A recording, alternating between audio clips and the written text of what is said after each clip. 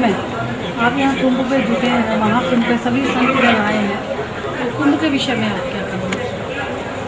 आपने मुझसे पूछा कि कुंभ क्या है, इसका कुंभ टाइटल क्यों पड़ा, तो मैं इसके विषय में थोड़ा सा अपना अनुभव रिपीट करूँगा कि कुंभ क्या है। वैसे कुंभ साधारण रूप से तो घड़े को कहा जाता है। कुंभ मीन्स घड़ा।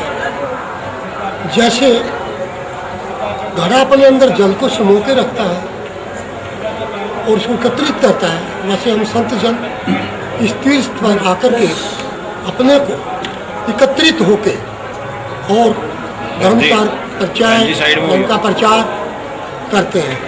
क्योंकि कुंभ का जो महीना है, कुंभ का जो विषय है, कुंभ का जो सब्जेक्ट है, कुंभ का जो अर्थ है, उसके मैं बताता हूँ। ये जो हम लोग ऐसा करते हैं मेले में आकर के जो परिभाषाएं देते हैं हम कुंभ की, ये एक प्रतीक की बातें करते हैं, क्योंकि प्रतीक को भी फेल नहीं किया जाता। बगैर प्रतीक सब कुछ फेल है।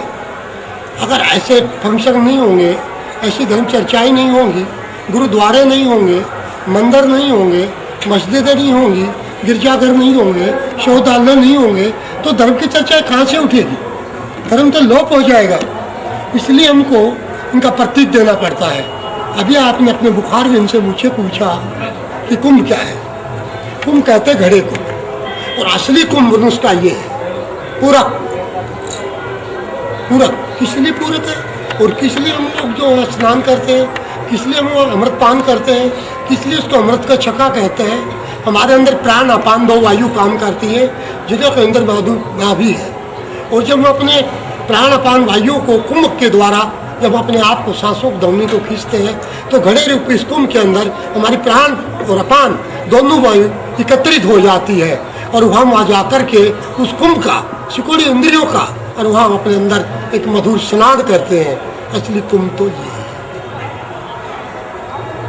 आप कुछ और कहना चाहिए? मेरे तो सारे दिन बुला ले मनो काम ग्रंथ को किसी इतिहास को बनाने के लिए 3 रूप लेने पड़ते हैं। नंबर 1 यथार्थ, क्योंकि कारण से कार्य बनता है, कार्य कारण को नहीं बनाता है, तो यथार्थ जो है कारण है।